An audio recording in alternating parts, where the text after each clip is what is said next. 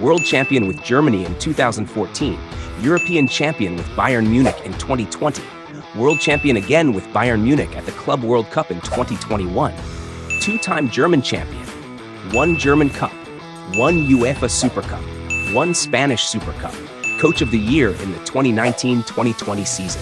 This is Hans-Dieter Flick.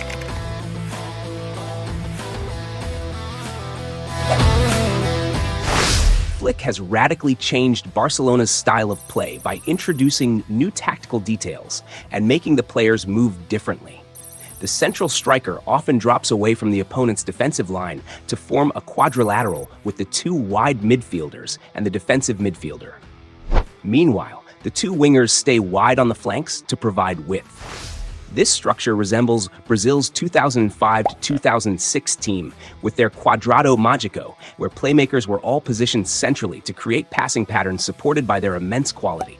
Flick's Barcelona positions the two wingers on the flanks to take on their opponents in 1v1 situations, while the striker is tasked with reading the play, identifying which of the two wide midfielders stays deeper to create space in midfield and which one moves higher to form the other side of the square. The roles in this square, however, are not fixed, and this guarantees a lot of fluidity and unpredictability to Flick's play. It is not uncommon to see the wingers involved in this quadrilateral.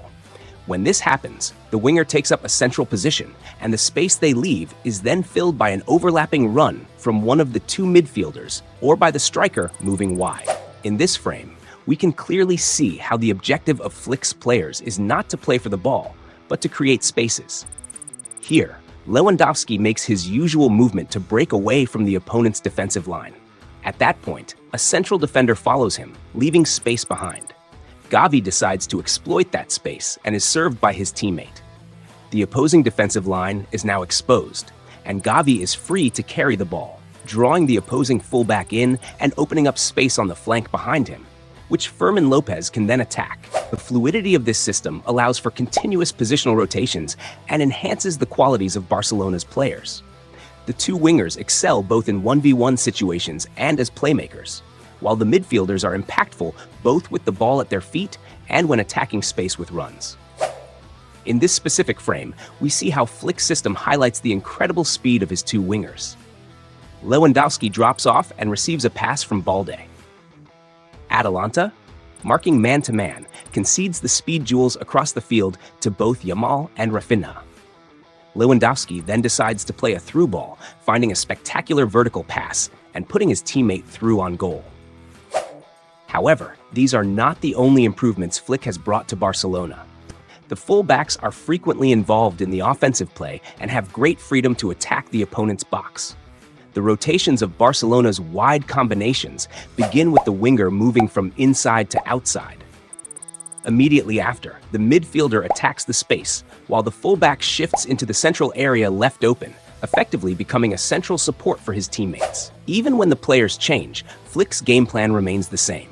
The members of the central quadrilateral rotate constantly, but the goal is always to disrupt the opponent's defensive structure, creating spaces that are then attacked with runs and served by vertical passes. In this case, we initially see Dani Olmo forming the central structure with Rafinha and the two midfielders, while Lewandowski stays wide on the right flank.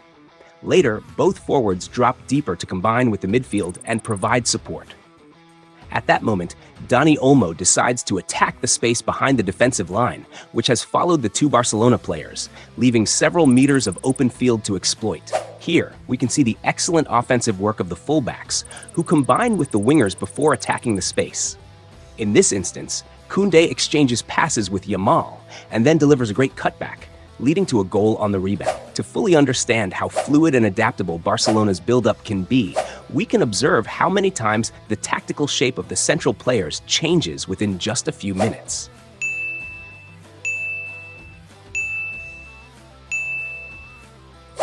An action that ends with Koundé's usual movement, played in by Yamal and supported by the trailing runs of the midfielders.